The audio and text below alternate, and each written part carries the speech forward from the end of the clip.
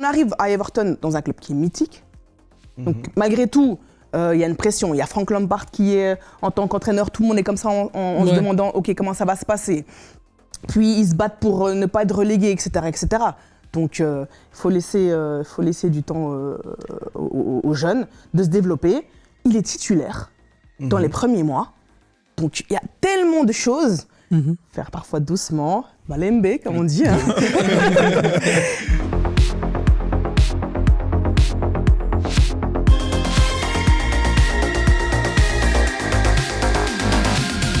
100% belge, 100% digital, 100% radical, bienvenue dans le noyau dur, quel plaisir de vous retrouver aujourd'hui avec des invités tout à fait différents, vous allez voir, on va se prendre une belle heure là pour discuter de toute une série de sujets, je suis extrêmement heureux de les recevoir aujourd'hui, évidemment.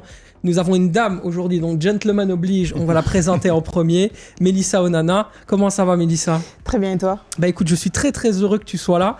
Je dois dire que ça doit faire à peu près la 14e fois que je te demande de venir dans l'émission. Donc ça me fait tellement plaisir de te voir aujourd'hui. Évidemment, tu es la sœur d'Amadou Onana, mais en dehors de ça, tu es surtout une femme d'entreprise, tu es une agent de joueur, tu as des projets que tu développes sur le côté, notamment liés à l'Afrique. Et c'est pour ça aussi que je suis très très content de te recevoir, parce que tu es une femme d'idées. Et voilà, je suis vraiment content que tu sois là. Attention, je vais attraper le disconnect comme on dit chez nous. Merci pour l'invitation tout simplement. Et j'ai eu un peu de temps, donc voilà. Tu es la bienvenue. Voilà, tu es venue quand tu étais prête, tu t'es sentie prête maintenant, donc c'est magnifique. À ses côtés, Lens Kawaya, qui lui aussi est un frère de joueur, mais surtout je dirais le créateur d'un média qui commence à fonctionner très bien. Il faut mettre en avant les talents en Belgique. Le noyau dur est aussi, je dirais, fait partie justement de cette idée-là. Lens, bienvenue. La 90e, donc c'est ton média. Félicitations parce que vous faites beaucoup de belles choses, notamment une superbe interview que vous avez sortie sur Chancel Mbemba qui raconte beaucoup de belles choses à cœur ouvert. Et surtout, c'est un média libre. Voilà, donc ça me fait très plaisir de t'accueillir ici dans le noyau dur. Bon, merci Sacha, un plaisir partagé. Et salut Mélissa, première fois que je la vois aussi. Salut Tom. Effectivement, ouais, on a lancé la 90e il y a presque 1 an maintenant. Et voilà, comme tu le dis, on essaie de développer petit à petit. Mais on reste les pieds sur terre parce que c'est pas toujours évident. Mais en tout cas, c'est un grand plaisir pour moi d'être venu ce soir. Et merci pour l'invitation. Et à ses côtés, Tom Mpoto, monsieur Tom Mpoto, qui est un de mes plus vieux amis dans la vie, mais qui surtout est une personne très compétente, qui a travaillé depuis de nombreuses années dans le milieu du football, qui aujourd'hui est recruteur au Standard de Liège. Donc un joueur, plutôt je dirais une équipe dans laquelle tu as été notamment capitaine des moins de 19 ans. C'est comme ça qu'on s'était rencontrés. Ça me fait super plaisir en tout cas aussi de t'accueillir. Et puis voilà, bienvenue mon cher Tom. Merci beaucoup Sacha. Premièrement, tout le plaisir est pour moi. Et puis comme dit Mélissa, faut pas que j'attrape les disconnects non plus. Je pense que j'essaie de faire ce que je peux. Et comme tu le dis, voilà, à l'heure actuelle, je suis au Standard. C'est un plaisir de revenir dans le club où j'ai été formé et grandi, où j'ai connu de très belles années et où j'essaie de contribuer maintenant à retrouver les sommets que le club mérite. Bon, messieurs, on va quand même donner la part belle à Mélissa. On va s'intéresser un petit peu à elle. Lance, tu as été prévenu. Je t'ai dit Lance, t'as vu à l'américaine et tout. Pas de souci. Voilà, si bien sûr vous avez des idées ou des questions, bien sûr, auxquelles Mélissa peut répondre, c'est vraiment un vrai plaisir. Moi, je veux tout simplement m'intéresser à toi d'abord en tant que personne. Est-ce que le football, ça a été pour toi tout de suite une évidence dans ta vie, dans ta carrière, dans ce que toi tu construisais? Est-ce que tu voulais travailler dans le football depuis le début? Pas du tout. Alors moi, ma carrière, entre guillemets, a débuté par accident. C'est un peu comme Astérix, je suis tombée dedans par accident. Et en voulant déjà aider mon frère à évoluer dans le monde du football, j'ai vu qu'il était passionné par ce sport. Il voulait vraiment vivre. Il m'a montré au quotidien qu'il était prêt à faire les sacrifices, parce que moi je l'ai directement mis face aux sacrifices qu'il faut faire pour réussir dans ce genre d'environnement. En fait, j'ai créé mon job un peu par instinct de protection pour mon petit frère avec qui j'ai 14 ans de différence aujourd'hui. Donc voilà, rien à voir. J'ai toujours eu un attrait pour le management. Ça oui. Ouais. Avant d'être dans le foot, je manageais un peu des artistes, donc je retrouvais des scènes, je les exposais, faire des dossiers de présentation, etc., les amener en studio, prendre les rendez-vous, ce genre de choses, ça oui. Mais le football, pas du tout. Mais tu as commencé relativement jeune. Tu as quel âge aujourd'hui, si c'est pas indiscret? On ne demande sûr, jamais non. l'âge à une dame. Pas de souci. Je marche sur des Alors œufs. moi je suis une 88, donc j'ai fêté mes 35 ans en novembre. Oui, donc déjà, ça veut dire que c'est déjà l'idée d'entreprendre, c'est quelque chose qui vient de toi, qui vient du oui, fond de clairement. toi-même. Moi j'ai commencé à manager des artistes, j'avais 18, 20 ans.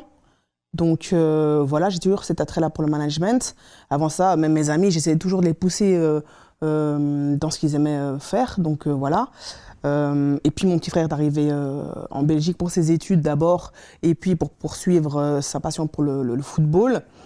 J'allais au match juste en tant que grande sœur. Je voulais qu'il ait quelqu'un sur qui se retourner lors de la mi-temps ou lorsqu'il marquait un but ou qu'il fait une belle action.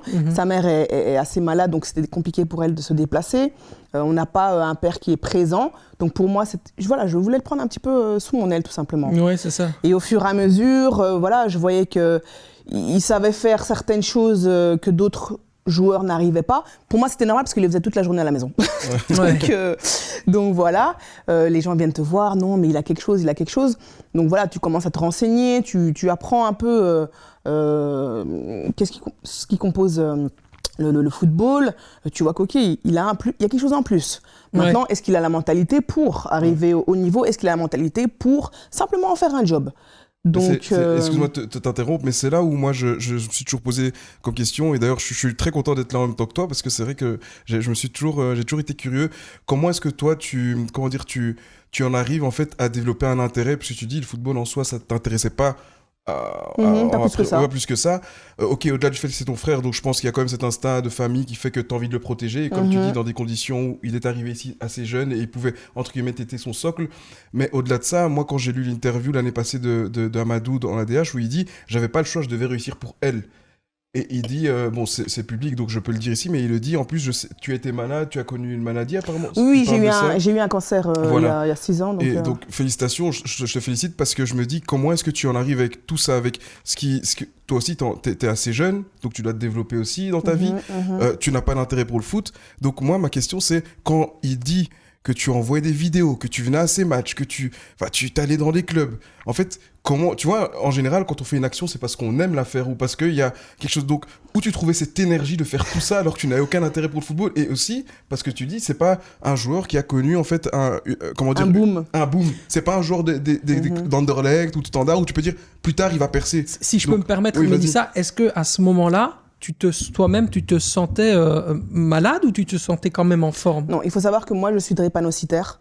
Okay. Donc, du coup, c'est une maladie qui... je suis drépanocytaire, donc c'est une maladie qui... Mes globules rouges n'ont pas la même forme que les vôtres. D'accord. Donc, les vôtres sont rondes, normalement. Les miennes sont en partie en forme de demi-lune. Donc, ça donne beaucoup de fatigue. Je peux avoir des grosses crises de douleur et ce genre de choses. D'accord. Je suis sous traitement. Cette maladie est due au fait que mes 2 parents sont porteurs sains. Et moi, j'ai développé la maladie parce que voilà, il y a un haut pourcentage chez un de mes parents. Et du coup, quand on est porteur sain, on a une chance sur 3, si l'autre parent aussi est porteur sain, une chance sur 3 d'avoir un enfant drépanocytaire. Moi, je suis SS. Donc, c'est la forme la plus grave de la drépano. Donc effectivement, j'accumule, je suis vite fatiguée physiquement. Donc voilà. En plus de ça, voilà, il y avait le cancer, etc. Maintenant, quand elle dit je devais réussir pour elle, je pense que c'est déjà elle au pluriel. Parce qu'il n'y a pas que moi qui est derrière lui, il y a sa mère, il y a ma mère. Parce qu'en fait, c'est compliqué un peu, mais Amadou et moi, on partage le même père, mais pas la même mère. Raison pour laquelle on a des couleurs un peu différentes. Même si parfois, génétiquement, ça ne veut pas dire grand-chose. Je sais pas, en fait, quand je m'engage dans quelque chose, je me donne à fond. Enfin, je me donne toujours à fond, 150%.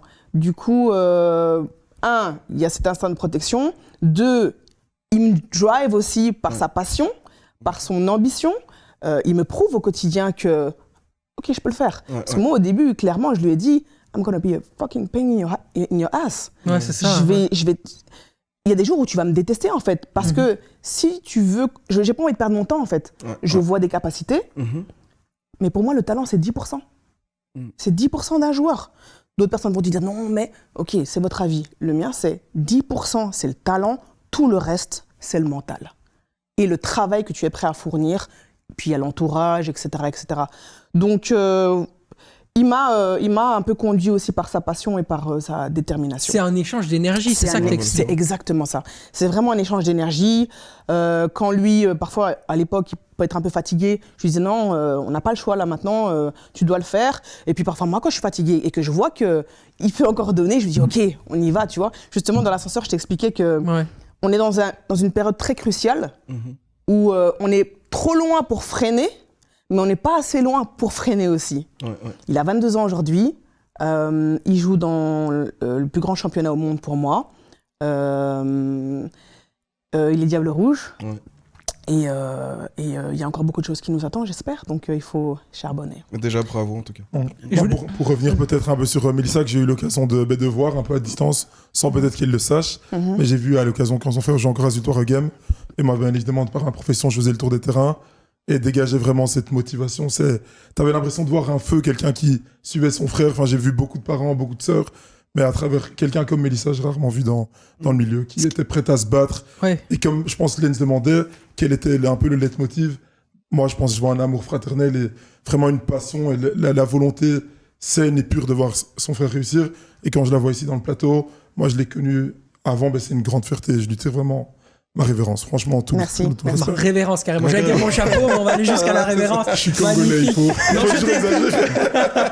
Non, je t'ai plus la coupe pleine, c'est magnifique. Non, mais c'est vrai qu'effectivement, ça, en plus de ça, ça tranche complètement avec les spécificités de la maladie que tu as. Donc, c'est quand même dingue d'avoir ce truc de dire, je vais tellement donner, mais en même temps, mon corps, quelque part, je vais aller au-delà de mes capacités corporelles pour la passion qui vibre en moi, quoi, quelque part. Après, aujourd'hui, j'aime ce que je fais. Raison pour laquelle j'ai mon agence, on manage aujourd'hui 26 joueurs avec mes 2 associés.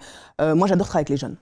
Ils ont encore cette flamme, ils ont cette passion, ils rêvent encore, donc c'est super agréable de travailler avec eux.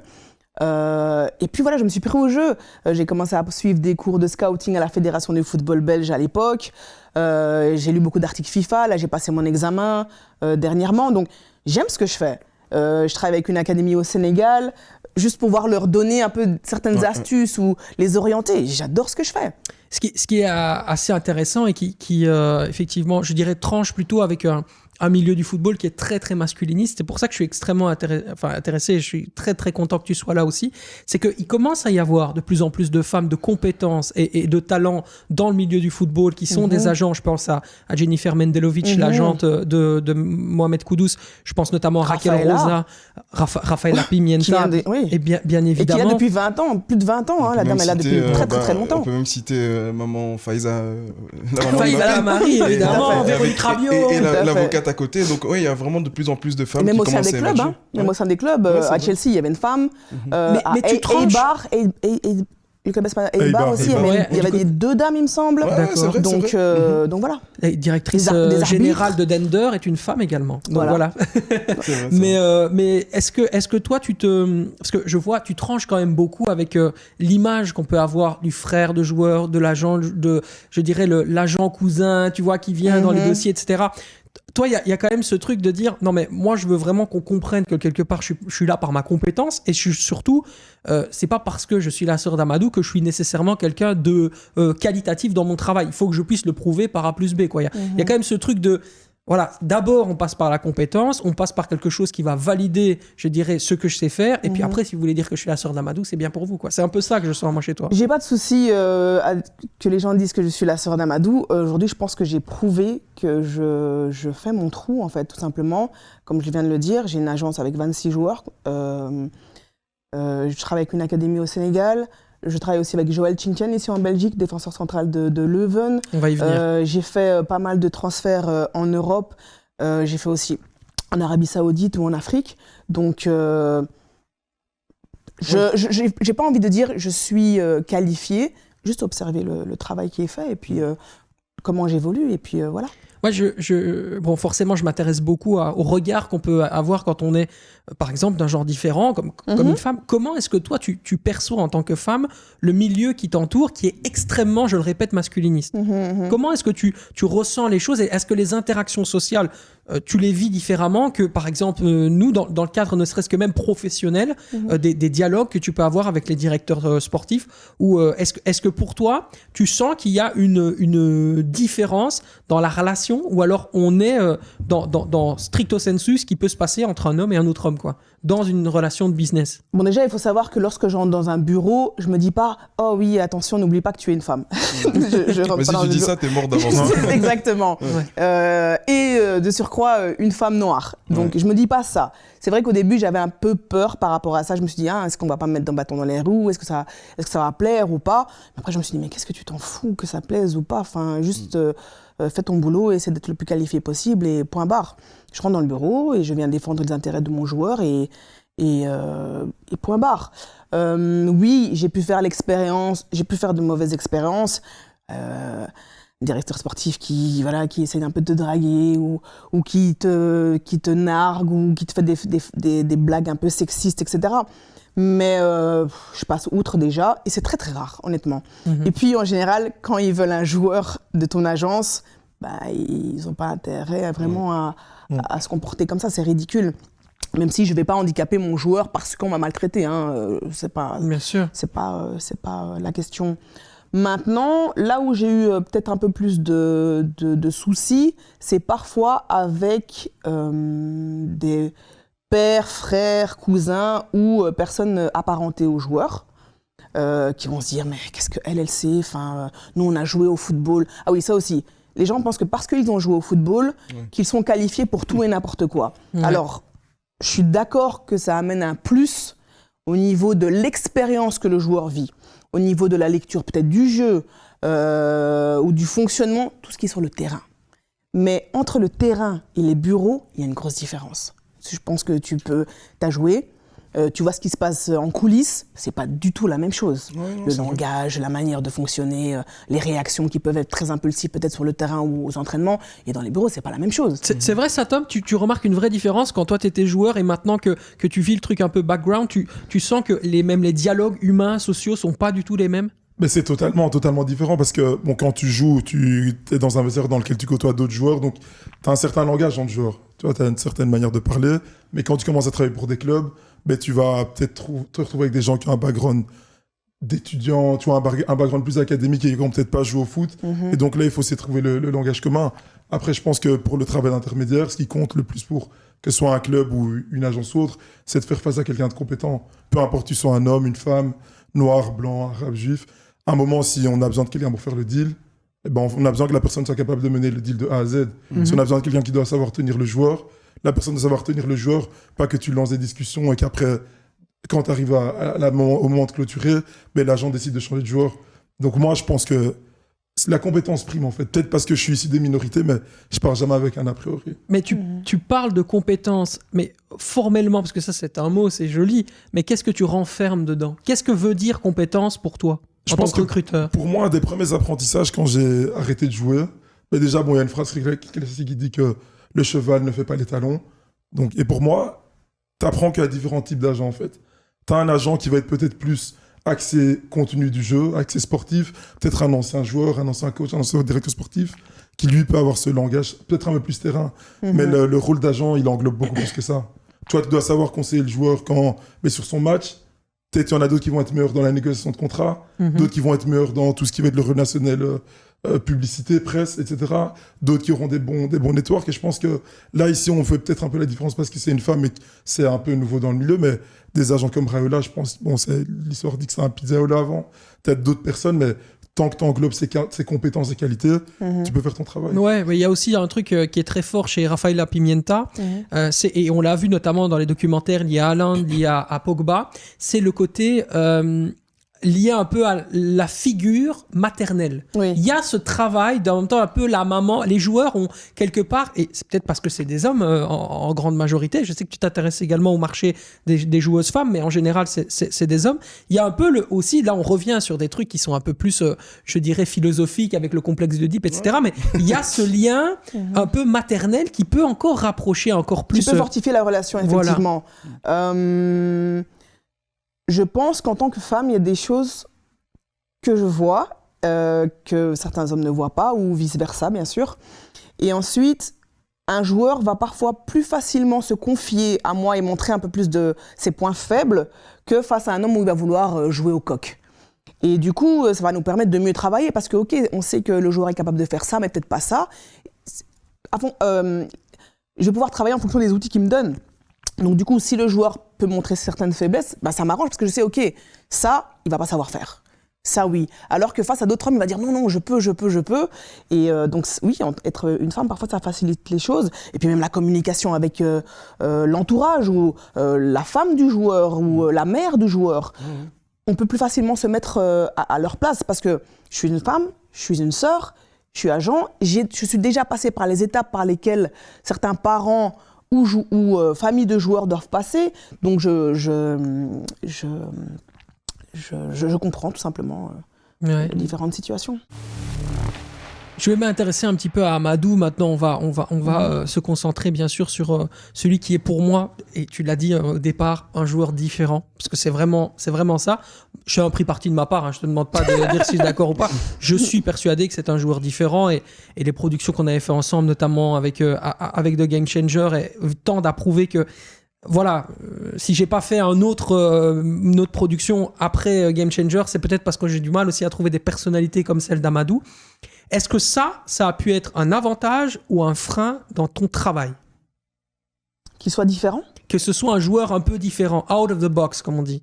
Est-ce que c'est quelque chose que toi, tu penses que ça va justement te permettre d'aller plus loin dans ton travail, ou tu dis, ouais, là, ça peut parfois me freiner parce qu'en fait, on ne comprend pas bien où est-ce qu'on veut en venir ? C'est sûr que si je devais fonctionner avec la mentalité de beaucoup de gens dans le foot, ce serait un frein. Maintenant, moi, la vie des gens, j'en ai rien à cirer. Amadou est certes différent sur beaucoup de points parce qu'il sait faire beaucoup de choses. Il est capable de faire beaucoup de choses.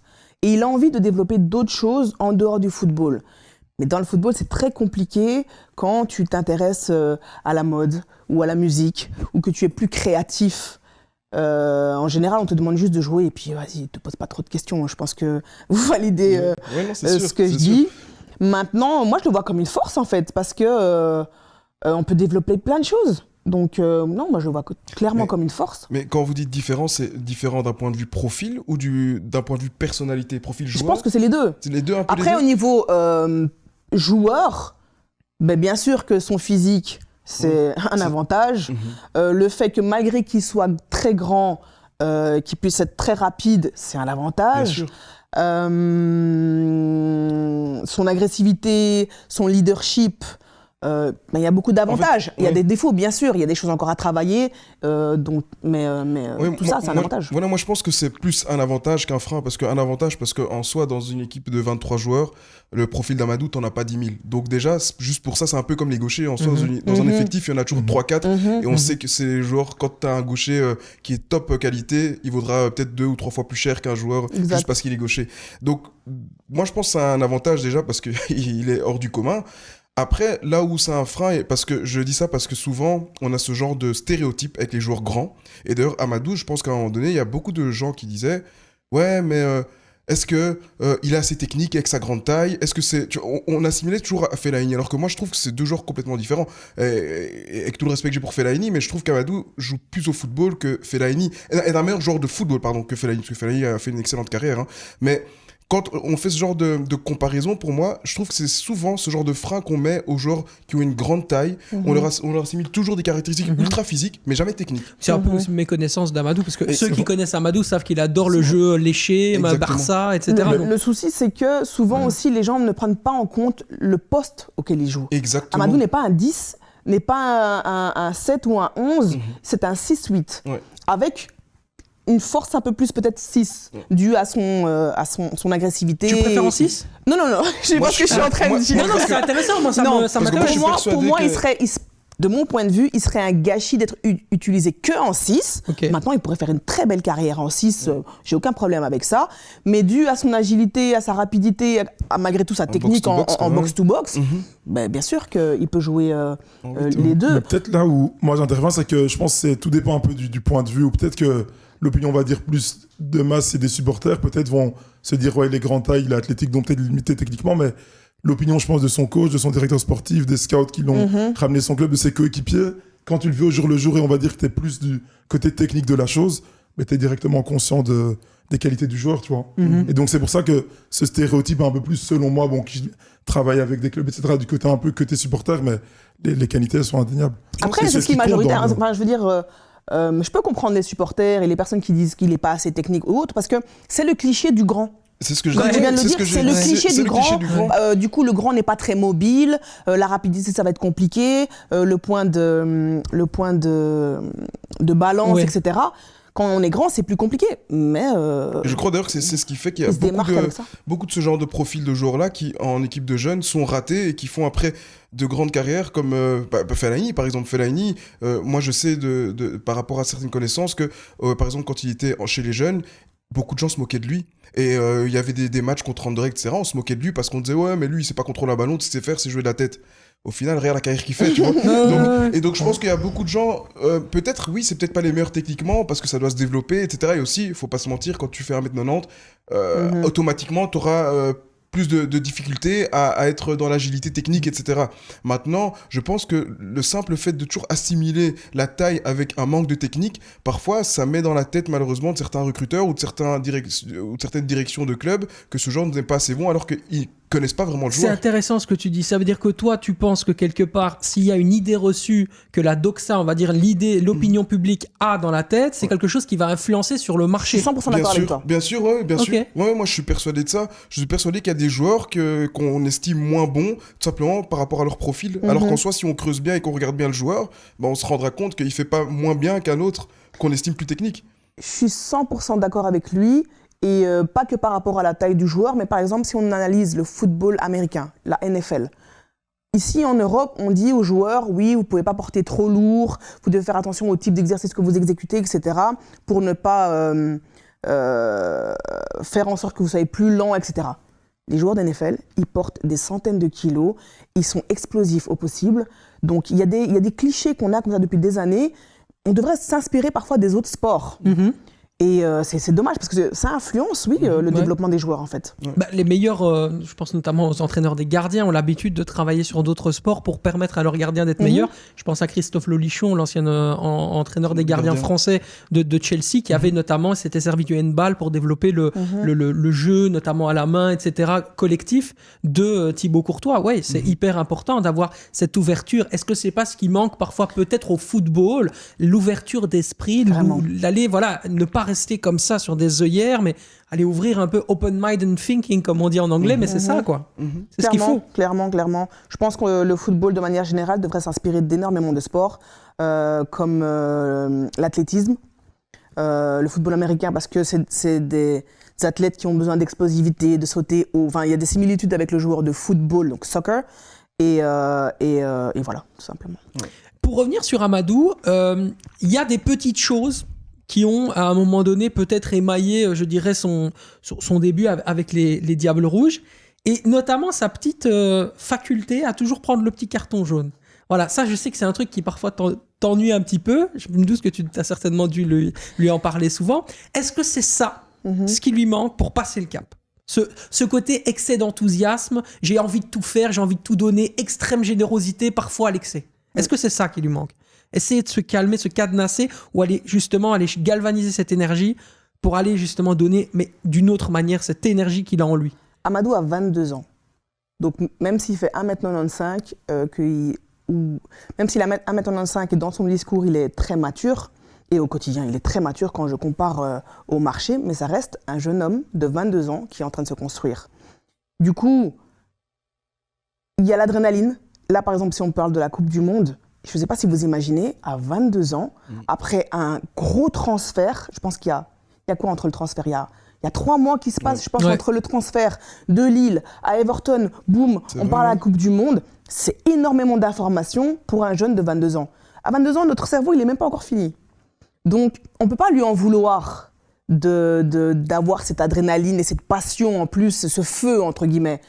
Il faut certes essayer de canaliser ça, mais il va l'apprendre avec le temps. Mais sinon, voilà, ce qui est fait est fait. Selon toi, qu'est-ce qui lui manque alors, dans cet état d'esprit-là ? Alors, aujourd'hui, il a 22 ans, il est en première ligue. Il doit améliorer sa constance, ça c'est clair. Maintenant, c'est parfois pas très évident de le faire parce qu'il y a plus... comment je vais dire ça? Il y a énormément d'aléas dus au jeu, dus au football qu'Everton joue. Donc, c'est pas toujours évident d'être constant. Parfois, les ballons ne passent même pas par toi. Donc, c'est difficile. Aujourd'hui, le football est très statistique. Les directeurs sportifs ou les scouts vont regarder les stats et c'est là où ça clignote, on va se concentrer sur ça. En tant que milieu de terrain, surtout 6-8, si tu marques pas beaucoup et que les stats ne s'allument pas, c'est compliqué. Donc moi je dirais la constance dans son jeu, mais en partant de Lille, le but c'était qu'il joue. Un projet sportif où il va jouer. Pour moi, entre 21 et 22, il faut jouer. En tout cas, lorsque tu veux essayer d'atteindre les plus grandes sphères du football. Maintenant, chacun a ses objectifs. Tous les joueurs ont des objectifs différents. Certains, ils jouent au foot parce qu'ils savent faire que ça. D'autres, c'est parce qu'ils sont passionnés. D'autres, c'est parce qu'ils veulent gagner des médailles et ce genre de choses. Ou mettre leur famille à l'abri. Parfois, c'est pour l'argent et moi, je ne juge personne. Mais pour nous, l'objectif principal, c'était le sport. Et aujourd'hui, toutes les cases sont cochées. Je te pose la question volontairement parce que je sais que tu auras une analyse qui ne sera pas biaisée sur Amadou. Chapeau 4, chapeau 3, chapeau 2 ou chapeau 1 actuellement? Chapeau 1, c'est Bellingham en termes de niveau, tu vois, actuellement. Où est-ce que tu situes ton frère actuellement? Par rapport à ses capacités? Par rapport au très haut niveau dans les milieux de terrain qui existent en Europe. Et après, on va faire évidemment le tour, on va passer par Lens et Tom. Comment tu le juges sur ce chapeau 1 qui peut rassembler bien évidemment les Pedri, les Bellingham, à l'époque Feu, Yaya Touré, après, etc. Là, tu me donnes des joueurs qui sont quand même un peu plus offensifs. Hein. Oui. Un Bellingham, pour moi, c'est pas un 6, c'est un pur 8, même limite parfois un peu plus. Très offensif, très, 10, oui, limite 10, tu vois. Ouais. Donc, je peux pas le comparer. Je n'aime pas comparer Amadou à... Je le compare à personne d'autre, donc je vais pas te le mettre dans une catégorie. Aujourd'hui, Amadou, il a des imperfections, il doit les gommer. Il doit perfectionner aussi ses qualités et nous, en tant qu'équipe de management, on doit parfois aussi laisser du temps au temps. Parce qu'en 5 ans... Nancy rigole, il dit, elle répond bien quand même. J'allais dire, elle est rodée à l'exercice. On passe de Hoffenheim à Hambourg. De Hambourg, Bundesliga 2, on arrive à Lille et on joue la Champions League. Tout de suite. Le plan, c'était 2 ans. On part après 1 an. Et en plus, il joue combien? 19 matchs, je pense. Le nombre de matchs qu'il joue, limite... le temps de jeu accumulé sur toute la saison de Lille, il l'a joué en 1 mois à Everton. Et on arrive à Everton dans un club qui est mythique. Donc, malgré tout, il y a une pression. Il y a Frank Lampard qui est, en tant qu'entraîneur, tout le monde est comme ça en se demandant, OK, comment ça va se passer? Puis, ils se battent pour ne pas être relégués, etc., etc. Donc, il faut laisser du temps aux jeunes de se développer. Il est titulaire dans les premiers mois. Donc, il y a tellement de choses. Faire parfois doucement, balembe, comme on dit. Hein. Et les choses vont se faire. Je ne donnerai pas de chapeau. Tu sais quoi, je vais le donner à Lens parce que moi, je n'ai eu souvent des discussions avec toi en off concernant la comparaison avec Aurélien Tchouaméni. Parce que je pense qu'il y a des choses qu'Amadou sait faire, qu'Aurélien Tchouaméni ne sait pas faire. Et je pense qu'Aurélien Tchouaméni a compris des choses dans le football en termes de compréhension, de lecture de matchs de haut niveau que Amadou doit encore pouvoir apprendre. En fait, les deux doivent s'apporter à un truc. Pour moi, il pourrait être en plus de ça hyper complémentaire. Mais je trouve que il y a ce parallèle quand même quand on parle de haut niveau en milieu de terrain. Tchouaméni il est là, peut-être qu'Amadou il arrive derrière, mais il y a quelque chose à aller chercher. Sur cette histoire de chapeau, toi tu le placerais où, Lens? Écoute, pour moi déjà il est à Everton, on parle de joueurs comme Tchouaméni, Real Madrid, Ligue des Champions, donc automatiquement tu peux pas les mettre dans le même chapeau. Puis Tchouaméni il est quand même titulaire en équipe de France depuis plus longtemps, donc voilà. Mais après comme le dit Mélissa, il a monté les échelons. En fait, Amadou, il a connu une progression d'un joueur qui aurait déjà fait 10 ou 12 ans de carrière. C'est-à-dire de ses 18 et à 27 ans, il arrive en plein... Or que quand tu vois Amadou, en 5 ans, il a monté les échelons comme pas possible. Donc, c'est pour ça que je dis que moi, c'est pas parce qu'aujourd'hui, moi, je le mettrais dans le chapeau 3, dans le sens où la limite, la distance aujourd'hui entre chapeau 2 et le chapeau 3, ou chapeau 1, chapeau 2, en final, elle est très maigre aujourd'hui, parce qu'il n'y a pas énormément de joueurs, et c'est pour ça que quand Mélissa disait, oui, mais finalement, tu me parles beaucoup de l'offensif, quand je regardais un peu, profil similaire, tu peux dire peut-être Valverde, Tchouaméni, mais c'est déjà au Real Madrid. Ouais. C'est chapeau 1, tu vois. Alors que Amadou, je pense que demain, il passe, je sais pas moi, à Chelsea, Manchester United, tu le montes directement de chapeau parce que là, il va jouer. Et donc, Parce qu'il y a beaucoup de comparaisons avec des Caicedo, voilà, avec parfois des Thomas Partey, etc. en première ligue. Pour moi, Thomas Partey, par exemple, c'est un cran en dessous d'Amadou, tu vois, en termes de niveau intrinsèque. Mais attention, parce que Thomas Partey, il a fait l'Atlético Madrid avant. C'est pas... Tu vois, donc voilà, moi Amadou, j'adore, enfin, je le connais via, comme j'ai dit, c'est un des meilleurs amis à mon cousin, donc voilà, je serai le dernier à taper dessus, même si, mais en restant objectif, je pense qu'au chapeau 3, c'est déjà très bien. Il a 22 ans, et je suis sûr, il passe un club, il s'y impose, il fait une saison, il est dans le chapeau 2, voire le chapeau 1. Donc, il y a pas, allez, 22 ans, il est titulaire en équipe nationale des Belges. Enfin, on se rend pas compte, on se rend pas compte. Il est vice-capitaine, parce que ça, on l'oublie souvent. Mais le sélectionneur lui a pas donné le brassard par hasard chez les Diables Rouges. Donc, à un moment donné, il faut se rendre compte de ce qu'il est. Et un garçon, c'est pour ça que je dis que moi, je n'ai aucun doute sur le fait qu'il arrivera très rapidement à sauter ce step-là, parce que pour moi, comme elle disait, le talent c'est 10%, et je suis entièrement d'accord avec elle. Moi, j'étais le frère d'Andy qui a arrêté sa carrière récemment, je sais ce que c'est. Lui, c'est un joueur qui est pétri de talent, donc je sais ce que c'est le talent. Je lui ai toujours dit, c'est une chose, ce qu'il y a dans la tête et l'entourage, c'est tout le reste. Et Amadou, il a l'entourage, de ce que je vois avec Mélissa, il a l'entourage, je pense que c'est un garçon très intelligent, pied sur les et surtout très respectueux, tu vois. Et la chose la plus importante au haut niveau, c'est la personnalité. C'est peut-être moi qui suis un peu pressé, tu vois. J'ai trop envie de le voir. Non, mais en plus, cet hiver, on a failli avoir un beau truc. Il n'y a pas plus pressé que moi, je dois me freiner. Mais c'est lui. Parfois, je dois me freiner aussi, tu sais. Mais Mélissa, c'est Amadou qui nous donne ça. Amadou, il gravit les jours tellement vite que nous, on oublie qu'il a que 22 ans. Donc, il faut... Et ça, je pense que, comme dans ton discours, moi, je n'ai aucune crainte sur le fait qu'elle le fait très bien. Mais comme je le disais, moi, je n'ai aucune crainte parce qu'il a de la personnalité. Et quand tu veux jouer à Manchester United, au Real Madrid, à Chelsea, si tu n'as pas de personnalité, tu peux être le plus talentueux, tu meurs. Et donc, c'est pour ça que moi, je dis, il n'y a aucun souci. Dans 2 ans, on en reparle et on revient ici, on fait les chapeaux. Et tu verras, elle nous répondra, elle dira, c'est les gars. Écoute, moi, je vais avoir une approche un peu différente. Pour moi, je vais plutôt parler du potentiel du joueur. Pour moi, il est indéniable que c'est un potentiel du chapeau 1. Maintenant, je pense que là où il est, c'est déjà très très bien pour un joueur de 22 ans. Comme on dit, à un moment, il faut slow down. C'est très bien pour lui à un moment. Donc, tous les petits points d'amélioration dont on a parlé, c'est des choses qui viendront uniquement avec le temps de jeu qu'il aura. L'expérience et du vécu terrain. Et pour un moment, franchir un chapeau, il faut gonfler. Bon, moi, j'aime bien parler de bouteille d'expérience. Tu dois jouer les matchs. Tu dois jouer les matchs parce qu'à un moment, c'est ce qui va te permettre, dans certaines situations de jeu, te dire, OK, je l'ai étudié, je les connais, Everton, peut-être contre Manchester. Maintenant, je suis au Real, je les connais. Mais quand tu gonfles pas cette bouteille, tu la remplis pas, tu peux aller toucher le chapeau 1 et puis tu vas redescendre. Exactement. Si tu regardes Bellingham, on parle de lui parce que vous avez fait la comparaison. Il faut compter le nombre de saisons qu'il a fait à Dortmund en étant titulaire, à accumuler des matchs de haut niveau. Donc, je pense que, avec certitude, c'est un potentiel 1. Maintenant, il faut y aller tranquillement. Et comme on dit, on va revenir un peu sur la discussion plus tôt, on rentre vite dans le cliché parce qu'on va avoir grand athlétique, 1m90. On oublie qu'il a 22 ans. Oui, c'est ça. C'est, pour moi, là où il est à l'heure actuelle, c'est top parce que c'est dans la progression. C'est l'étape où il doit être à l'heure actuelle et il ira devant. Je préfère, entre guillemets, gravir les échelons doucement et toujours aller vers la hauteur que de faire ça en dents de scie. Ça ne nous intéresse pas. Et il ne faut pas oublier que, comme je l'ai dit précédemment, le joueur n'est pas fini. Il doit continuer à se construire. Il doit prendre aussi un peu de maturité, même si il est déjà très mature, mais il doit encore en prendre. Et par rapport à la bouteille, là, je te rejoins. Il faut prendre de la bouteille.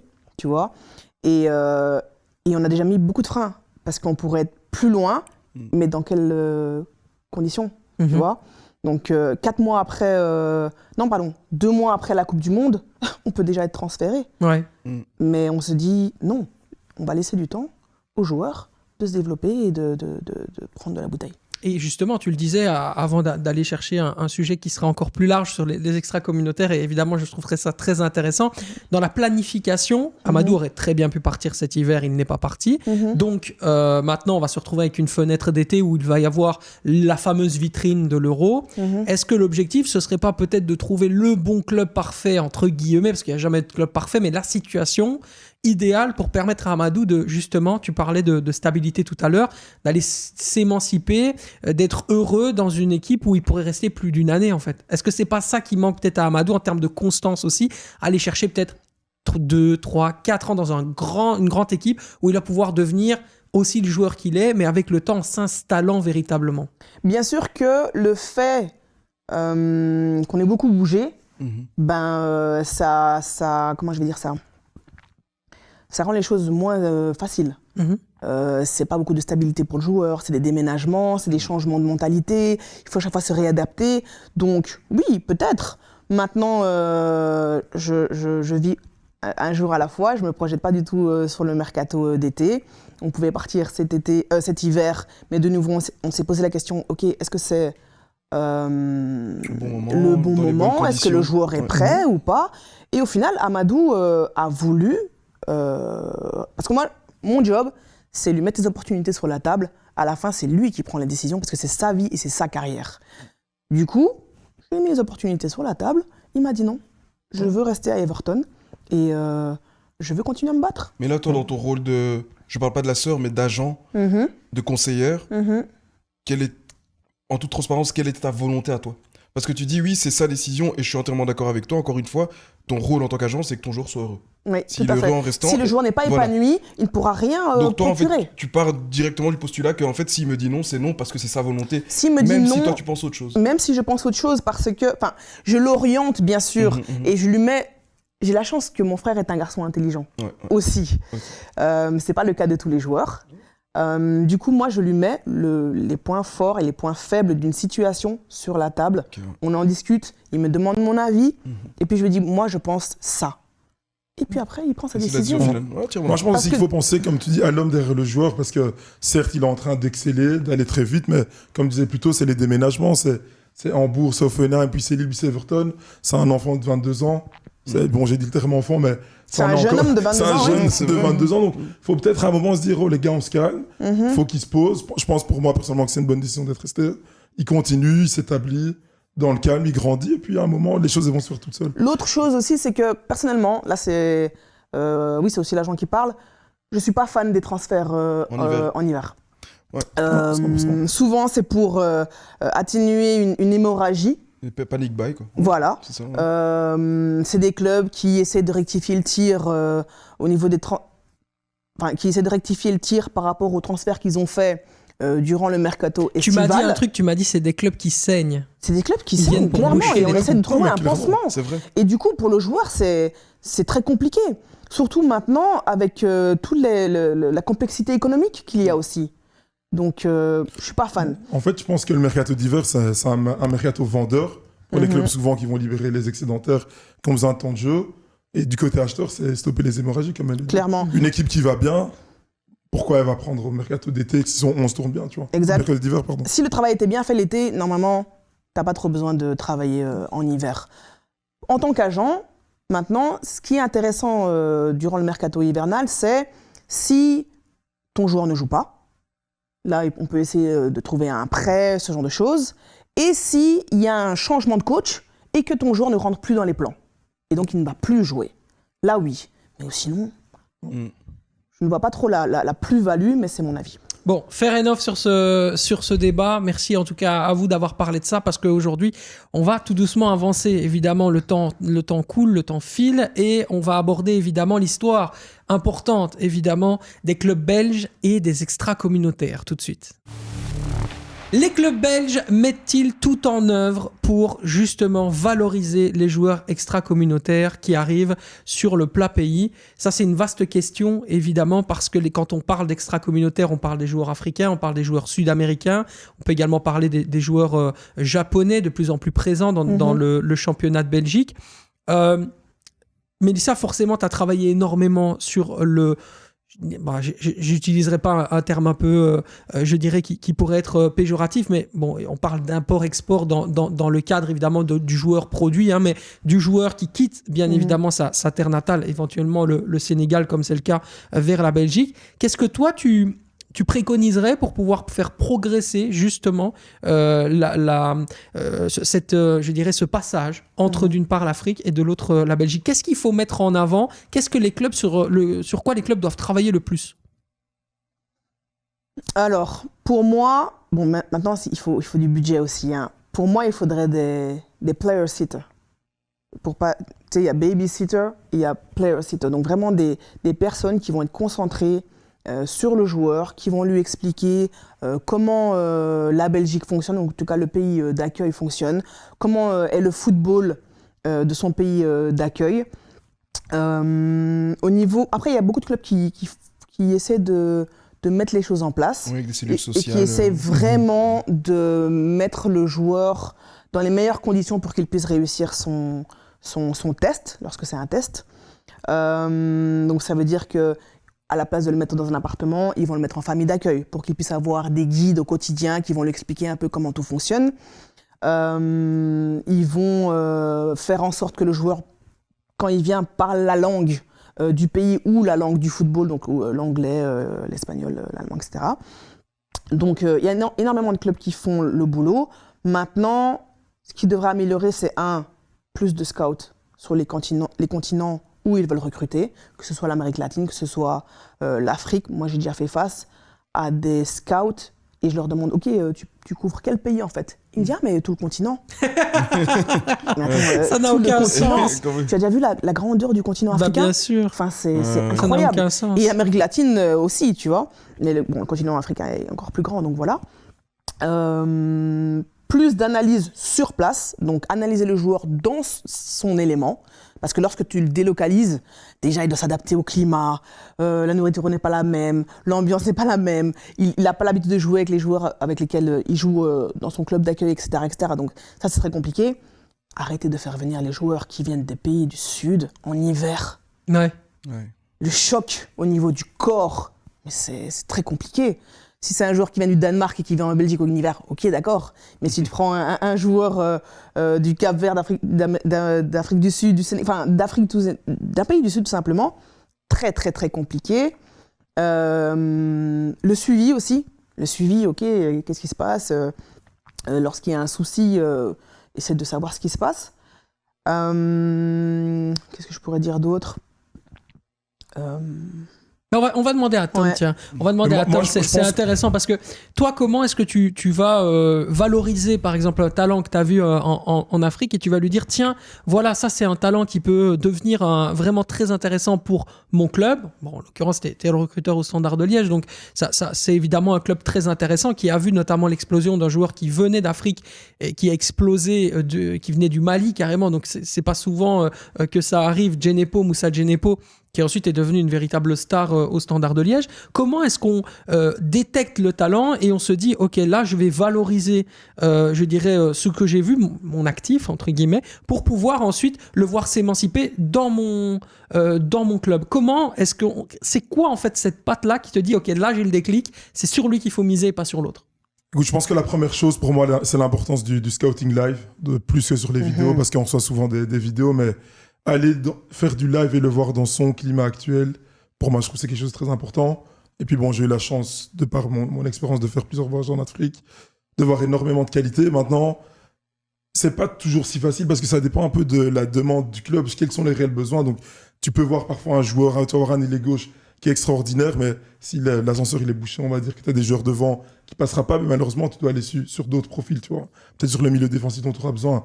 Mais pour moi, ma technique, c'est aller ce qu'on appelle un X-Factor. J'ai besoin de voir quelque chose que tu ne retrouves pas facilement dans d'autres joueurs. Vraiment, une qualité clé au-dessus de la moyenne, mais couplée avec quand même des qualités basiques qui feront le travail pour le football européen. Mais pour moi, tu dois avoir quelque chose au-dessus de la moyenne. Quand on parle de Imo Ezequiel, son explosivité et sa vitesse, c'est quelque chose qui était au-dessus. Moussa Djenepo, sa faculté à aller en 1 contre 1, sa percussion, sa vitesse également, c'est quelque chose qui est au-dessus du lot.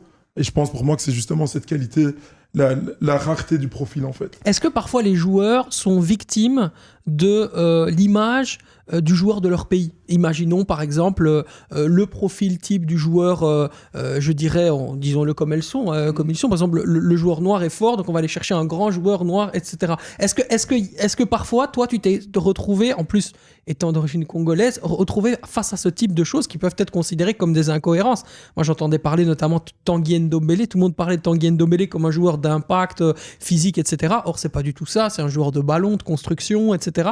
Donc, est-ce que toi, tu dois faire aussi attention à pas tomber dans ce type de cliché-là pour avoir une analyse juste? Mais moi, je suis de philosophie où chaque joueur est différent en fait. J'aime pas rentrer dans les clichés de dire le joueur africain est comme ça, l'asiatique est comme ça. Chacun est différent. Donc se dire oui, tous les Africains sont costauds ou vont vite, c'est pas ça. Tu dois rentrer dans l'analyse. C'est vrai que malheureusement, tu fais souvent face à ce cliché où ils vont se dire, ouais, si on prend un Africain, c'est pour qu'il soit athlétique, si c'est un Asiatique, c'est pour qu'il soit intelligent.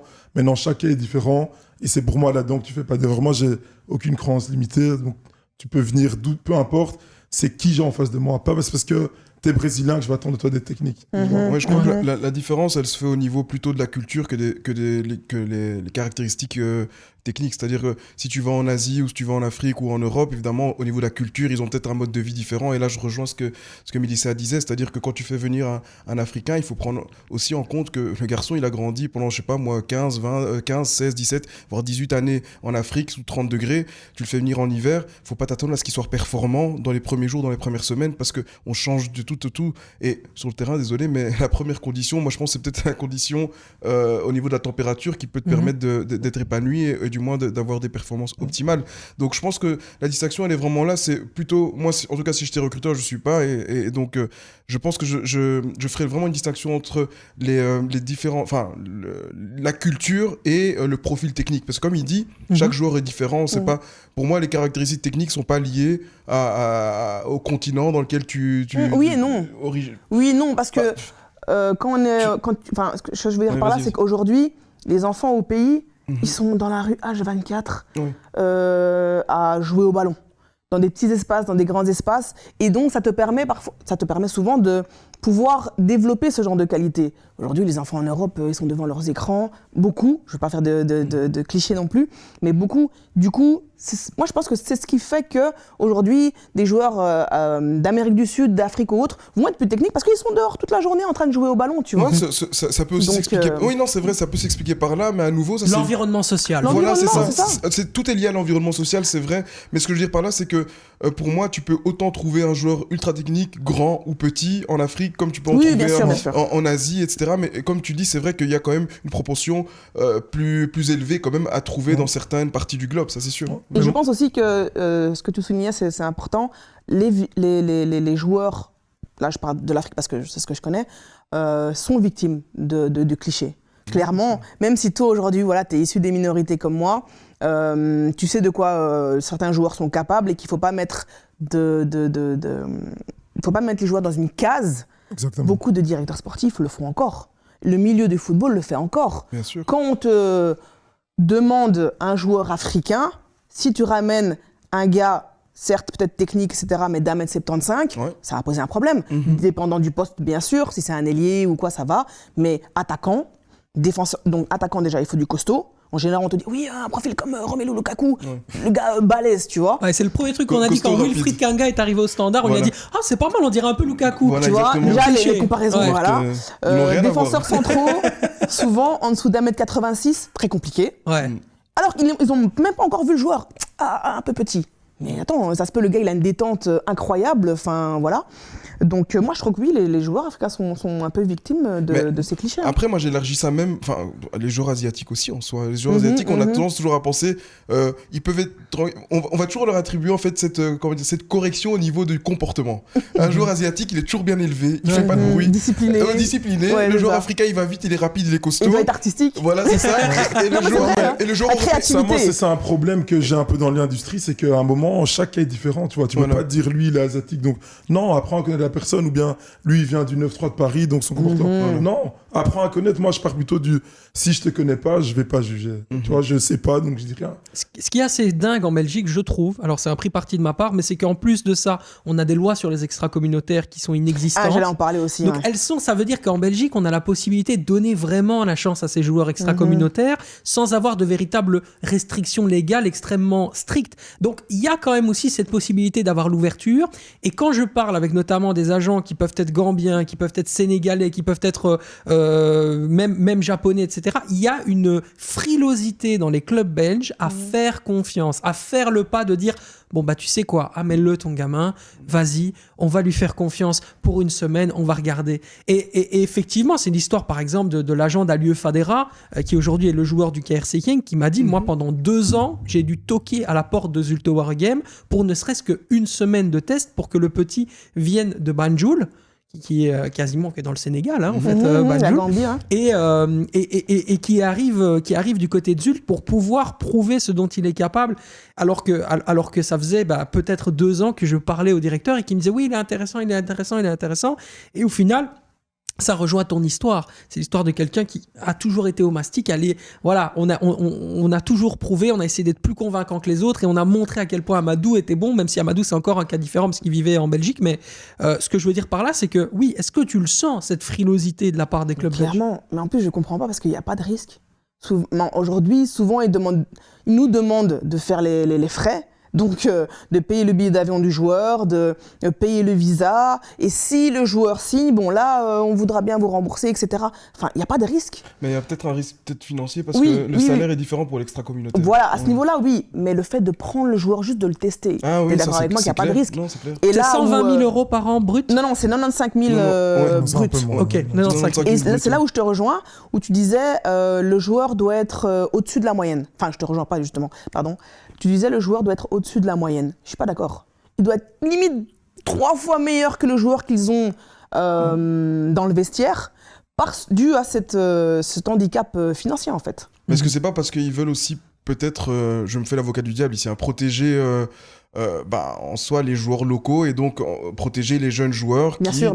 Et donc parce qu'en soi les jeunes joueurs qui émergent des équipes de jeunes, c'est l'identité du club, c'est aussi une publicité pour l'école de formation. Donc ils se disent voilà, je veux bien, mais il y a aussi moi si je suis directeur par exemple d'une entreprise et ça pas seulement dans le sport, j'aurais tendance à, entre guillemets, défendre les intérêts de la culture locale, de ce qui sort de ma propre entreprise, au lieu d'aller chercher ailleurs. Et donc voilà, moi, ici je me fais l'avocat du diable, donc je comprends aussi qu'un directeur sportif ou un président ou un propriétaire de club, il va plus favoriser ce qui se fait dans son club que ce qui se fait ailleurs, ce qui est tout à fait normal. Mais si je ne m'abuse, on se retrouve parfois dans des cas où la Belgique a obligé les clubs belges à avoir 6 joueurs, je crois, maximum, 6 joueurs belges au minimum sur la feuille de match.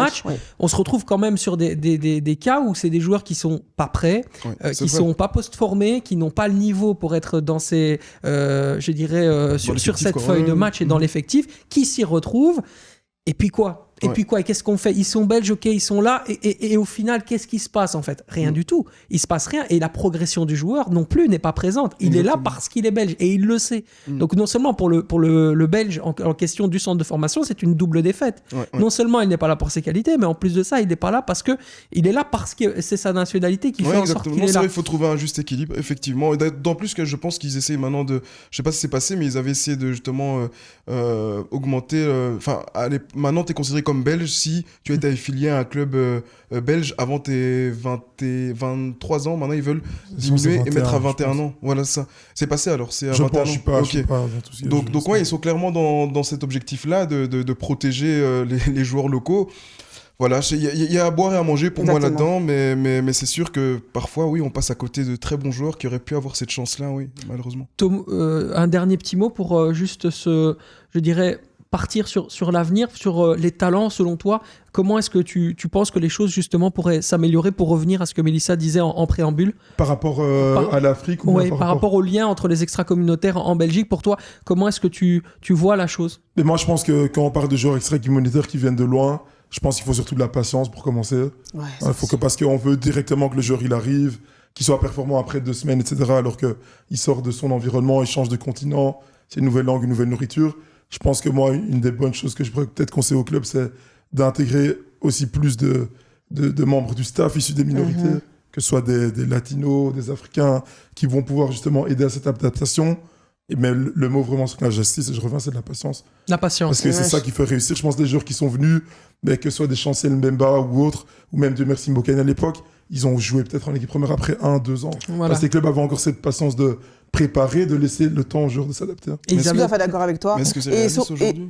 Parce que le football a changé. Est-ce que c'est réaliste avec la conjoncture économique aujourd'hui prend le football, parce que quand on voit, aujourd'hui c'est du training, enfin je veux dire, regardez que ce soit les coachs ou les joueurs, aujourd'hui il n'y a aucun joueur qui reste 20 ans dans un club, si tu fais 3 ans dans un club, c'est déjà très bien, donc j'ai l'impression qu'il n'y a plus cette patience, quand tu fais venir un joueur et que tu payes entre guillemets un salaire extra-communautaire, tu payes, comme tu l'as dit, un voyage, etc., ils te disent oui, il faut aller vite, parce que dans 1 an, 2 ans, il doit être parti. Oui, mais tu peux malgré tout tester, désolé je t'ai coupé, oui, tu peux tester un joueur, tu peux le faire venir à plusieurs reprises pour pouvoir l'observer et lui donner ce temps de se développer aussi.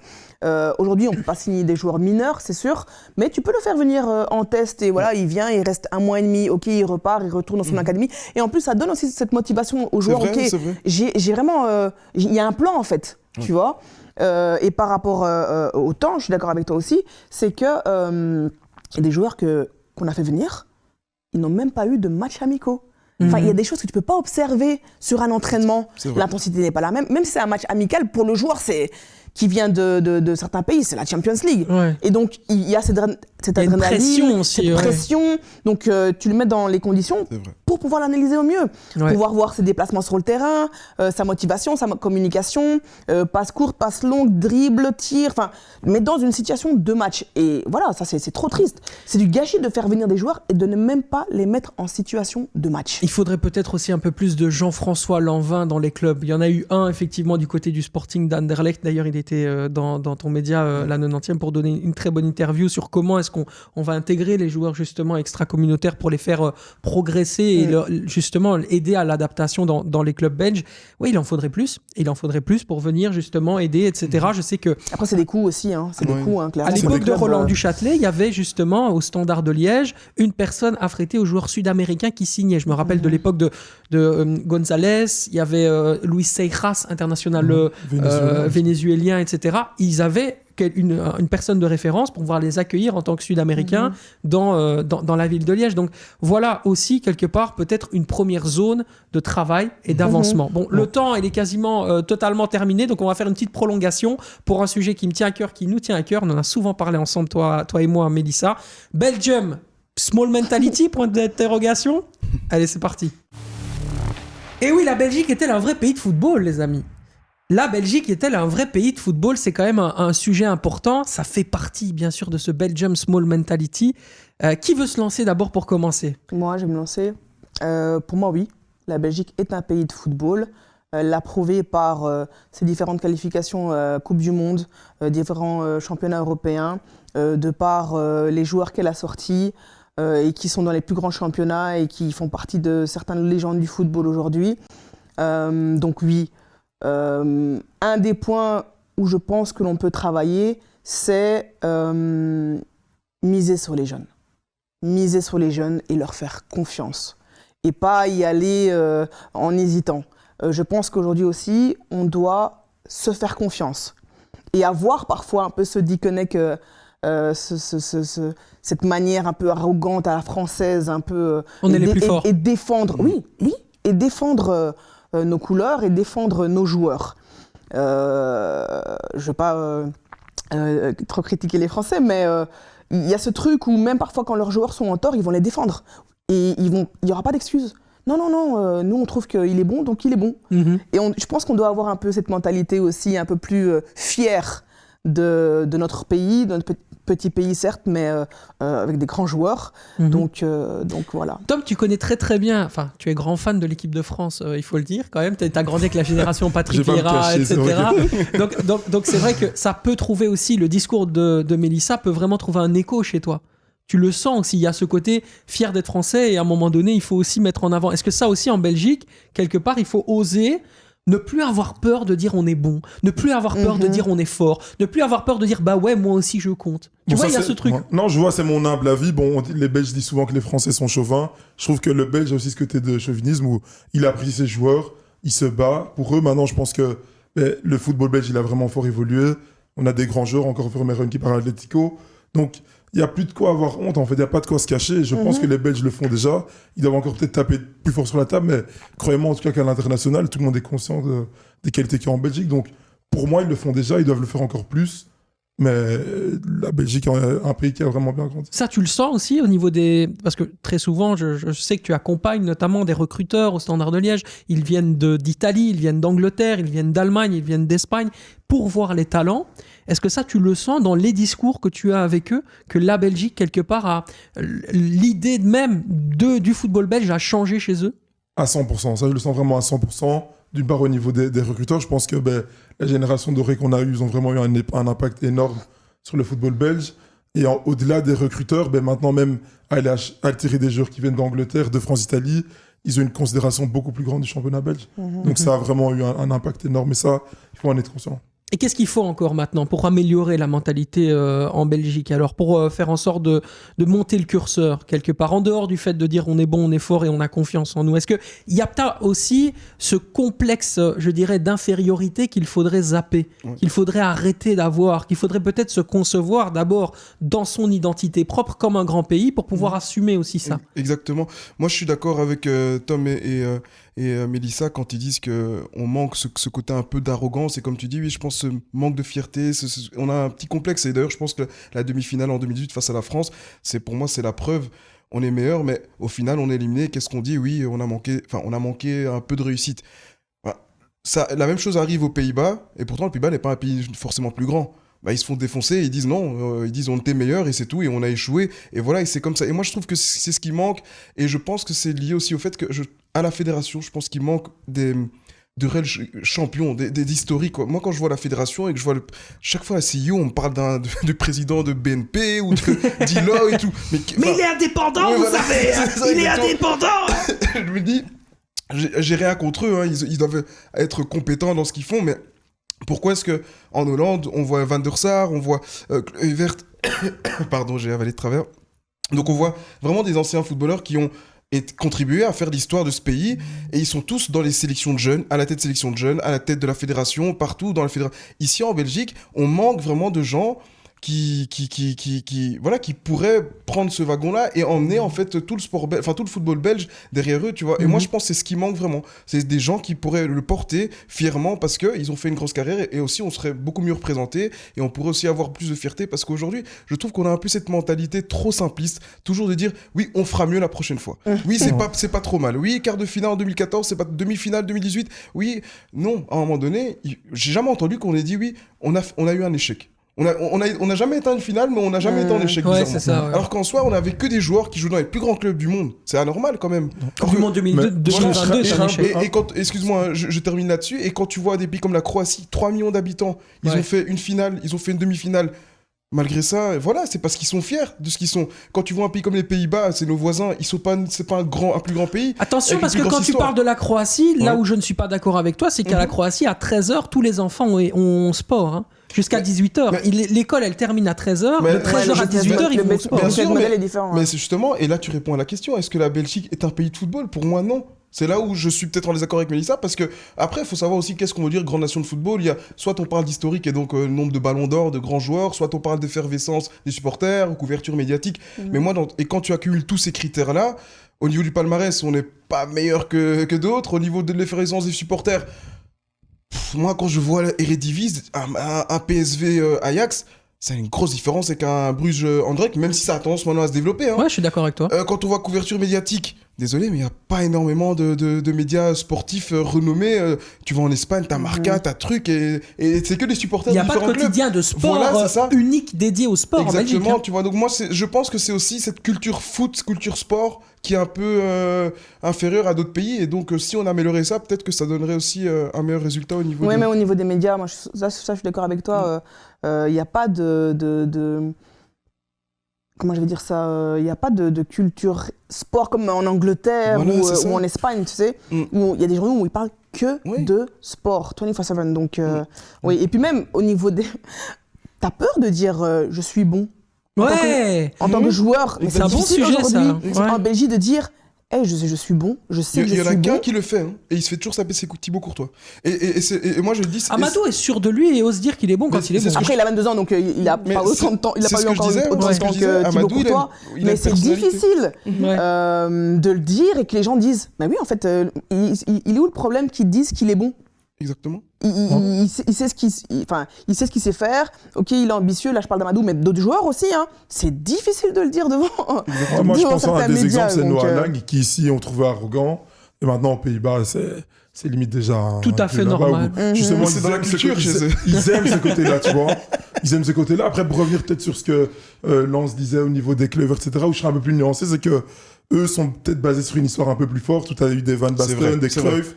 Maintenant, moi, où je trouve que la Belgique va de l'avant, c'est que on a des Song, je pense, qui est toujours à l'équipe nationale chez les jeunes. Tu as Vermaelen, tu as des compagnies qui arrivent. Vermaelen, je suis d'accord. Par contre, Song n'a pas montré à l'international ce qu'on aurait pu attendre. Tu vois, ça veut dire qu'aujourd'hui, Vincent Kompany, c'est cool.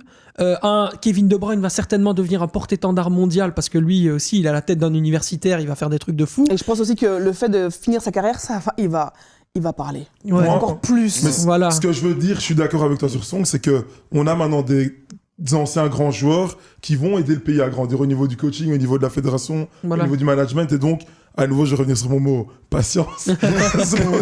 Mais les choses arrivent. Mais pour moi, ils sont dans la bonne direction. Mais je trouve quand même dommage que quand on a eu la chance d'avoir une génération qu'on dit dorée, moi je trouve qu'on n'a pas assez capitalisé là-dessus, dans le sens où quand tu vois le stade national, est-ce que c'est digne d'une équipe comme... regardons le 11, hein.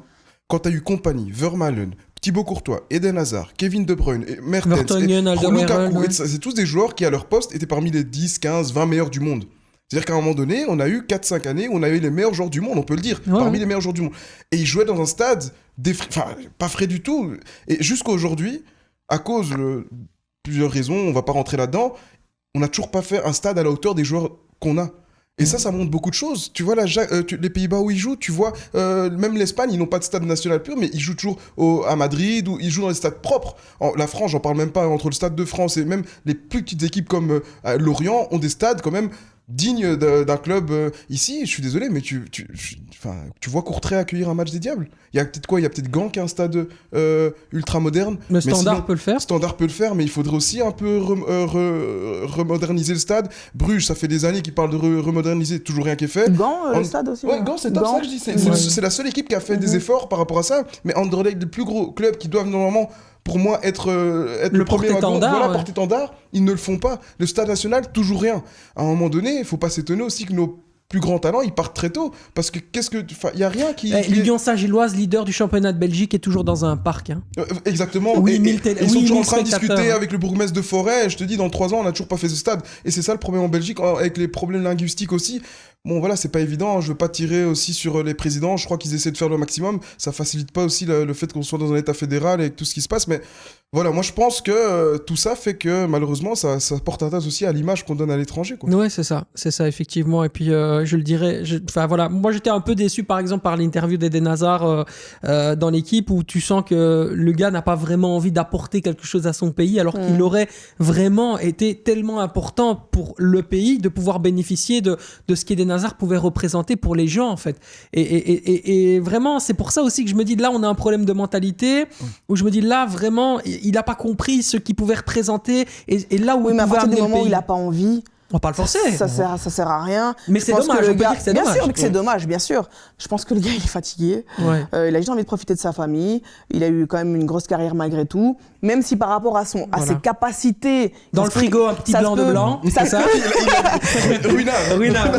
Même si par rapport à ses capacités, ça se peut, il a exploité, je sais pas moi, 60-70%. Le gars, il est tellement fort, laisse tomber. Mais il n'a pas envie, donc ça sert à rien de forcer. Je miserais plus sur un Kevin De Bruyne, je pense, qui va insuffler quelque chose. Lukaku aussi, je pense aussi qu'il a des choses à dire et qu'il va faire certaines choses.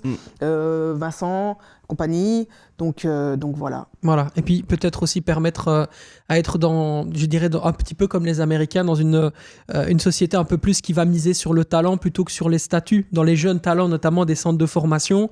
Amadou est l'exemple évidemment total de ça. Il a dû s'émanciper à l'étranger très rapidement parce qu'il a compris que c'était bouché en Belgique.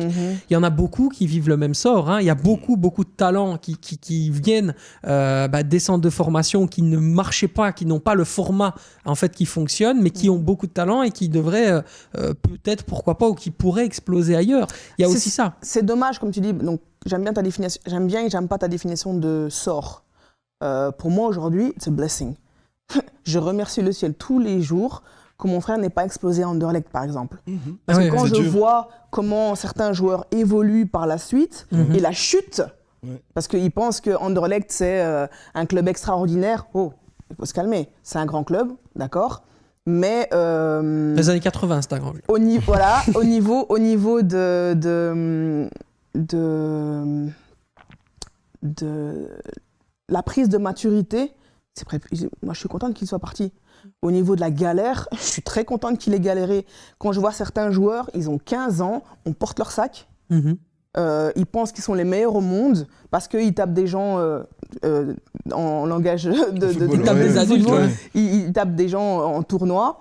Et au final, il n'y a rien qui sort. Il n'y a rien qui sort de costaud.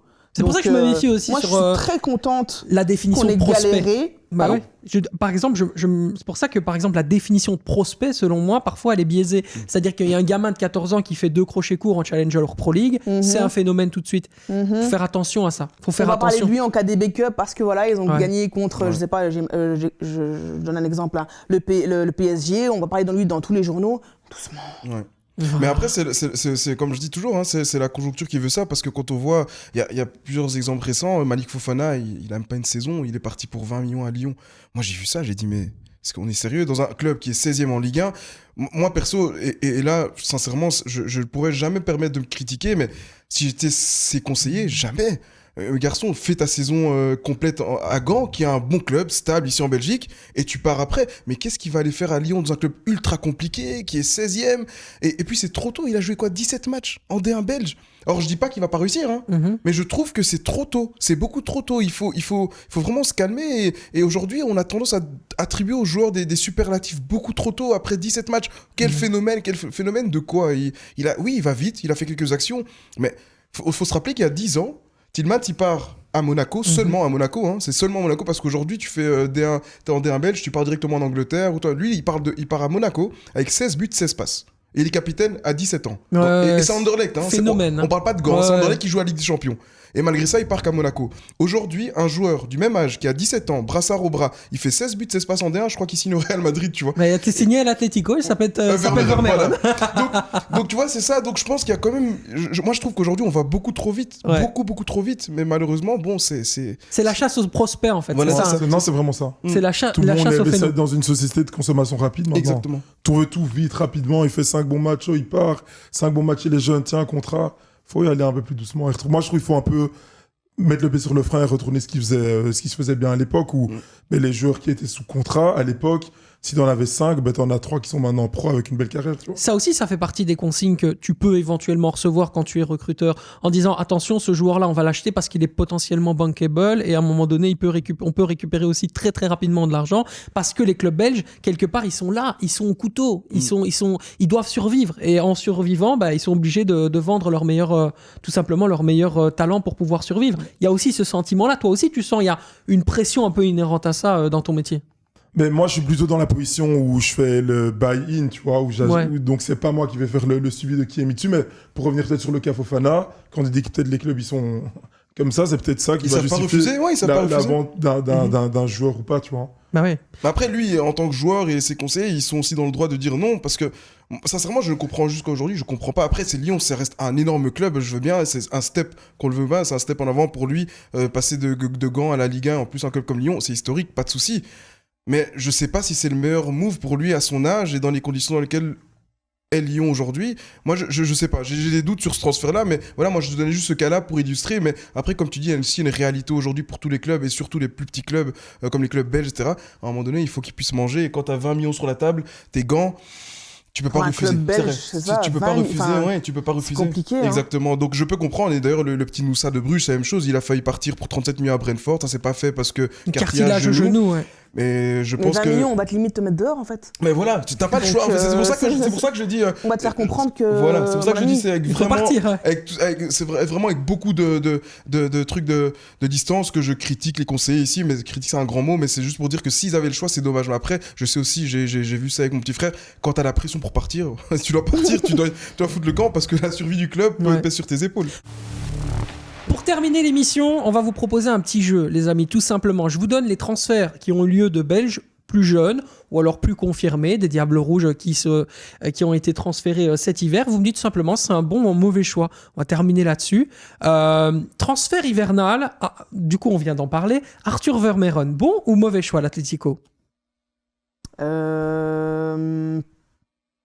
Franchement, j'ai aucune idée. Je peux pas vraiment te donner d'avis sur ça. L'avenir nous le dira. Franchement, je vais pas me mouiller sur ça. Bon ou mauvais choix? Trop tôt, mauvais choix. Trop tôt, mauvais choix. Bon, je pense qu'il va apprendre, mais j'aurais peut-être une étape intermédiaire où il aura du temps de jeu. Ok, donc mauvais choix. Je me permettrai jamais de... J'ai pas envie, j'ai peut-être un poste à l'Inter qui arrive là derrière, j'ai pas envie. C'est pas grave, t'inquiète. Cyril Ngonge, direction le Napoli, donc de l'Hellas Vérone, direction le Napoli pour Ngonge. Cyril Ngonge. Oui, pourquoi pas. Bon choix? Oui. Oui, bon choix. Top choix. Allez. Leander Dundonker, Napoli en prêt évidemment d'Aston Villa. Bon choix ou mauvais choix? Oui, tant qu'il peut jouer, c'est un bon choix. Bon choix. Il va jouer, donc top choix. Ouais. Pareil, bon choix. On part bien sûr Aurel Mangala. Aurel, on t'aime Aurel. Aurel Mangala, direction l'Olympique Lyonnais, bien évidemment. Un bon ou un mauvais choix? Ça c'est tendu, hein, parce que ça peut partir d'un côté comme de l'autre. On ne sait pas ce qui va se passer avec la saison de l'OL. La pauvre. C'est quand même un step, donc je dirais oui. Allez, oui, bon choix. Passer de Nottingham à OL, c'est donc un step en avant pour toi. Ça j'ai retenu. Oui, parce que Nottingham, je sais plus où ils sont dans le classement en fait. 15e. Ils sont 15e, 16e. Donc, Ouais, bon, ça va. Et l'OL L'OL est 16e. En Ligue 1. Aïe, ah non. Ouais, non, mais même. Ouais, non, en fait, finalement, c'est un mauvais choix. Voilà. Non, mais en fait, je connais un peu le club, Nottingham, et partir pour moi, c'est un bon choix. Ok, merci. Oui et non, mais je dirais plus non. Parce qu'il faut quand même se mouiller. Je dirais non parce que jamais de la vie je pars de Première Ligue pour aller chez le 16e de Ligue 1. Et pour moi, Aurel, vu son statut, il est Diable Rouge, etc., il aurait pu viser mieux que Nottingham pour moi. Je pense. Hein, je parle vraiment en tant qu'observateur, mais avec beaucoup de distance. Oui, moi, je pense que s'il a fait ce choix, déjà quitter la Première Ligue, c'est très difficile. La mentalité en Angleterre, moi, j'aime beaucoup. En tout cas, au niveau du football. Comme on a dit, c'est vraiment un pays du football. Au niveau des conditions sportives, etc. Le financier, on va pas se mentir, ça joue. Mais si, donc je pense que du coup, s'il part, il doit y avoir une raison spécifique. Parce que tu vas pas me dire que tu n'as pas d'autres clubs sur la table. Ouais. Donc en fonction de ça, je dis que... En fait, le truc, c'est qu'il était plus dans les plans de Nuno Espirito Santo, qui est le nouvel entraîneur de Nottingham. Okay. Et à partir du moment où le vent a tourné, lui a tout de suite voulu se retourner, justement, et ses agents, se sont mis à la quête d'un nouveau club. Effectivement, les seuls à être capables maintenant, dans un mercato de janvier, tu le redisais, les clubs saignent. Le seul club qui saignait, qui avait l'argent, qui voulait mettre cet argent-là dans un milieu de terrain, c'était l'OL. C'est donc l'OL qui l'a fait. Quelque part, il n'y a pas de mystère. Quitter la Première Ligue, c'est très compliqué. Donc, il y a une raison. Oui, il y a une raison d'office. Et je pense qu'aussi, dans sa réflexion, il y a l'Euro dans quelques mois. Et comme tu dis, s'il n'est pas dans les plans de son entraîneur... je pense que juste avant le dernier rassemblement, je pense qu'il joue à côté d'Amadou, donc il commence à faire sa place dans le noyau, peut-être 13e, 14e homme, s'il n'est pas titulaire. Donc alors là, maintenant que tu nous donnes les circonstances, je peux comprendre. Donc du coup, je vais changer ma réponse. Alors oui, parce que s'il allait être bloqué à Nottingham, bien sûr, il doit se retourner. Ouais. Ouais, il n'allait peut-être pas jouer avec les retours. Très très bien à côté d'Amadou, donc... J'espère qu'il va jouer. C'est tout ce qu'on souhaite, on croise les doigts pour Aurel. Bon, mauvais choix. Mais moi, pour revenir un peu, on parlait de Fofana tout à l'heure, je pense que j'ai vu le mouvement des recruteurs à l'OL. Qui ont fait de l'excellent travail partout, ils sont passés. Si on leur donne les moyens, je pense que les joueurs sont partis là pour le projet, malgré la situation actuelle. Donc je dirais, bon choix, il va jouer, le club va se relever, je suis conscient. Eh ben justement, le prochain, c'est justement Malik Fofana. Je me retourne vers toi. Bon ou mauvais choix, direction Lyon? Je vais revenir. Bon, c'est un pas en avant. Je pense que le projet du club, c'est sûrement ça qui l'a attiré. Donc je pense que ça reste un bon Allez, c'est un bon choix. Moi, j'ai déjà dit, c'est trop tôt. Trop tôt, mauvais choix. Melissa? Non, je vais dire bon choix. Allez, bon choix. On termine avec le transfert de Jorbe Vertessen. Pourquoi ? Parce qu'il y a peu d'attaquants chez les Diables Rouges. On a parlé de Cyril Ngonge. Jorbe Vertessen qui a été transféré du côté de l'Union Berlin. Il avait eu du mal déjà à exploser du côté de l'Union Saint-Gilloise. Il s'est refait la cerise avec quand même une belle phase de groupe en Ligue des Champions avec le PSV Eindhoven. Est-ce que tu connais un peu le joueur ou pas, toi, Jorbe Vertessen ? Bon, alors on va passer. Moi, je connais... c'est la Bundesliga quand même. Ouais. Mais l'Union, moi je dis mauvais choix parce que je pense que cette année c'est la bonne. C'est dommage de ne pas aller au bout avec l'Union et jouer la Ligue Champion avec l'Union l'année prochaine. Donc pour moi c'est un mauvais choix. L'Union Berlin, ça joue le maintien en Bundesliga, donc ouais, mauvais choix. Tu connais un peu le joueur ou pas ? Je connais le joueur. Pour moi, je pense que bon, il appartenait au PSV l'année passée, il a fait après à l'Union qui est assez concluant. Je pense qu'il a voulu faire un pas en avant. c'est compréhensible. On aurait pu parler également de Mats Sels et également le retour enfin d'Eliot Matarazzo. Quand est-ce qu'il va exploser, Eliot Matarazzo? On attend depuis de nombreuses années le voir vraiment épanoui sur le terrain. Il avait gratté des minutes de temps de jeu, notamment sous Philippe Clément du côté de l'AS Monaco. Ça n'avait pas été très fructueux. Il n'a pas réussi à s'épanouir comme il le devait. Maintenant, il est prêté donc sans option du côté de l'Antwerp. Parce que ça peut être vraiment le remplaçant de Vermeeren pour toi, Lens? Oui, excellent choix. Je pense qu'il rentre dans le profil. Donc, après, c'est un footballeur différent, mais je pense que c'est un bon choix pour lui et pour l'Antwerp. Allez, c'est intéressant. On va te donner le mot de la fin, Mélissa. Je vais te l'offrir, ce mot de la fin. Je voulais simplement te poser la question. Si toi, tu devais changer quelque chose aujourd'hui dans le milieu du football, dans le monde du football, s'il y a une idée, quelque chose qui permettrait de faire développer encore mieux ce monde dans lequel tu travailles au quotidien, ce serait quoi? La bonne volonté. La bonne volonté. La bonne volonté, parce que je pense qu'il y a des gens qui s'endorment un peu à leur poste. Ils prennent leur salaire et point barre. Et je pense que si tout le monde, au niveau des agents, des joueurs et des clubs, il y avait plus de bonne volonté, on avancerait beaucoup plus vite. Magnifique. Tom, quelque chose à rajouter? Rien du tout? Allez, je vais revenir avec mon fameux mot, un peu de patience. Je trouve que tout veut aller un peu trop vite, très vite à l'heure actuelle.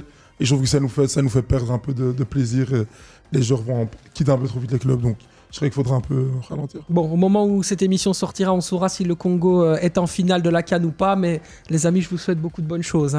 Voilà, beaucoup de bonnes choses pour cette Coupe d'Afrique des Nations. Merci beaucoup d'avoir été tous les trois présents dans cette émission spéciale du Noyau Dur. Quant à nous, on se retrouve comme d'habitude pour un nouvel épisode très très rapidement. Ciao, ciao!